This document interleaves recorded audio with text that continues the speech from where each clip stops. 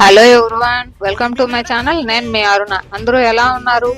ఈ రోజు మేమైతే వడ్లు కోస్తున్నాం. అదేనండి వరి. మా సైడ్ అయితే మా భాషలో వడ్లు అని అంటాము. మీరేమంటారో కామెంట్ చేయండి. ఇప్పుడు అంతా వరి కోత సీజన్ కాబట్టి అందరూ వడ్లు అయితే కోసుకుంటున్నారు.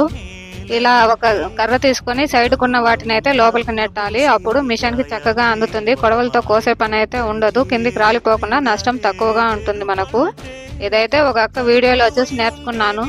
ఈ ఫోన్లో వచ్చిన తర్వాత మంచి చెడు అన్నీ ఉన్నాయి. దాంతో మనం మంచిని మాత్రమే గ్రహించాలి, చెడును పక్కకు నెట్టేయాలి. నా సూత్రం అదే.